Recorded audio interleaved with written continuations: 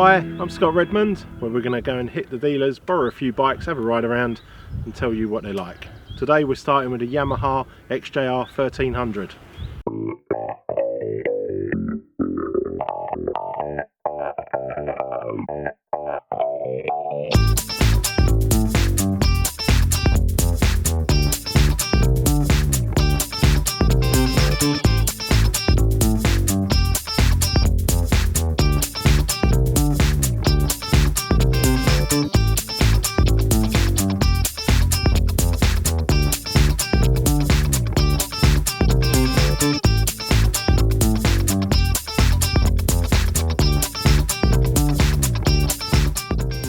This 2015 XJR1300 would have set you back just over £8.5 grand when it was new. I think the list was 8599, but who pays list?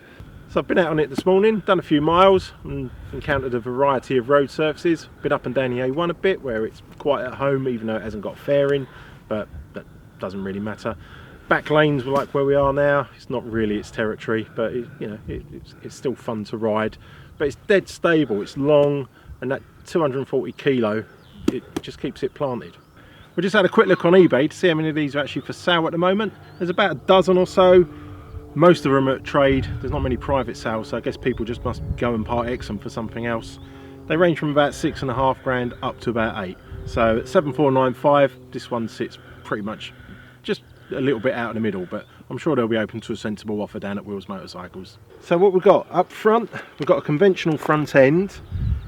It's wearing 298mm discs. The wheels are actually bespoke to this model and not the same as the older one. The upper stanchions have got black nitride coating. The front looks a bit odd though, in my opinion. The headlamp's too small and the clocks are too big, and they kind of fight each other. The clock set themselves are nice and big and clear. Good old-fashioned dials. There's a little bit of digital display in the middle with your clock and your fuel gauge on. The only thing about the clocks I'm not really keen on are the digits. They run upside down until they get sort of a quarter of the way around the dial. It just reminds me of an old clock we used to have in school. Maybe that's the problem. The fuel tank is a lot smaller than the old model. The old one gave you 21 litres. This is only at 14. And also, it's made of plastic. I guess that's all in the name of styling. The frame itself is pretty much like the old XJR models, except around the back here it's been cut and shut to this flatter seat design, and it's a lot shorter as well, so if you want to be carrying a pillion you might want to take them along on a test ride before you buy one. This bike that we've got from Wheels today's been fitted with some Yamaha throw over luggage. They've got loads of zips, so I guess they expand out, although I haven't actually used them myself today. They simply click on and click off.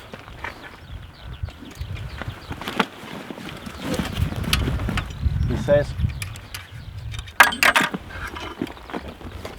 There you go. It's a shame about this metal frame because I think it actually look 10 times better without it. Up the back here, the XJR is fitted with some really nice Olin shock absorbers. They've got plenty of adjustments and twiddles and knobs. If that's your thing, you're gonna love it. They really do look nice as well, and a classy addition to the bike. One of my favourite things about the bike, it's something really boring, and it's the fact that it's got a centre stand. But it is quite a wrestle to get it on. I think the centre of gravity is somewhere that way, and the handles are somewhere this way. The best bit of the bike is the engine. I love the fact that it's air cooled, and it's finishing this satin finish that flows throughout the bike, so you know it all looks quite uniform. The engine produces about 97 brake horsepower, depending on whose propaganda you want to believe. One of the things I don't like when you're riding it, it's only got 5 gears. You're constantly looking for another gear, and no matter how hard you try, there isn't one in there. The engine itself is pretty much the same as the old XJR13, and in turn the XJR12, which grew from the FJ1200 engine, and going back further in time, the FJ11. So if you're looking for an XJR1300, if you look back at the older bikes, the prices on them have bounced back. They're actually increasing in value, but the bikes themselves aren't getting any younger. So a bike like this, although it's a different model, is fundamentally the same bike, and therefore at 7495 I wouldn't rule it out.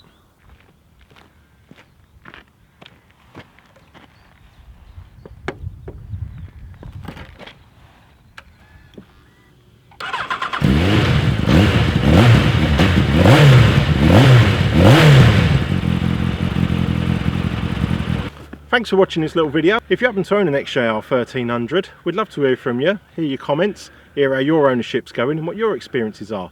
Also, if there's any bikes you think we should be riding, let us know in the comments section below. Thank you.